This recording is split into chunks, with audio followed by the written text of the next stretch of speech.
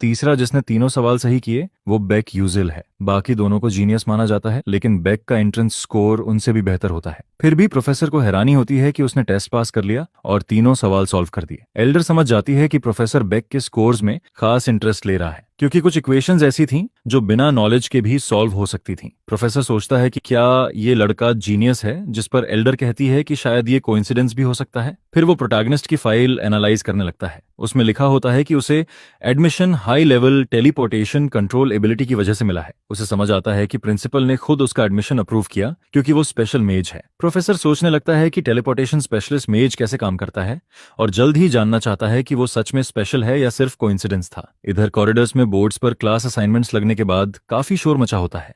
Students excited होकर देखने भागते हैं, लेकिन प्रोटैगनिस्ट देखने में लेजी महसूस करता है, क्योंकि पहले वो एक क्लिक से देख सकता था। जब सब स्टूडेंट्स अपनी क्लासेस चेक करते हैं तो बेक का नाम देखकर चौंक जाते हैं, क्योंकि उन्होंने सुना था कि उसे मैजिक एप्लीकेशन टेस्ट में 0 मिला था। फिर भी वो स्टेला एकेडमी में आ गया। प्रोटोगोनिस्ट इन कंप्लेंट्स की परवाह नहीं करता और बस अपनी क्लास चेक करके निकलना चाहता है। उसे लगता है ये उतना इंपॉर्टेंट नहीं है, लेकिन वो चौंक जाता है जब उसका नाम क्लास एफ में नहीं होता है। उसे हैरानी होती है कि सिर्फ 3 सवाल करने के बाद भी वो फेल नहीं हुआ। उसके नाम के आसपास बातें और बढ़ जाती हैं और सब कहते हैं कि ये गलत है, क्योंकि कई नोबल्स उससे कम पोजीशन में आ गए। कुछ गड़बड़ समझकर वो दोबारा चेक करता है और जैसे ही देखता है कि उसका नाम क्लास एस में है, वो पूरी तरह शॉक्ड हो जाता है। आखिर ये वो स्पेशल रैंकिंग है जिसका हर स्टूडेंट सपना देखता है, जहां सबसे एक्सेप्शनल स्टूडेंट्स इकट्ठा होते हैं। बाकी क्लासेस में कई रूम्स होते हैं, लेकिन इस क्लास में सिर्फ 41 स्टूडेंट्स और एक ही क्लासरूम है। वो सोचता है कि शायद क्लास एस में उसका आना गलती है और अब उसे मेन कैरेक्टर्स के साथ काफी बार मिलना पड़ेगा। वो जानता है कि मेन कैरेक्टर्स के साथ ज्यादा इन्वॉल्व होना उसकी लाइफ छोटी कर देगा,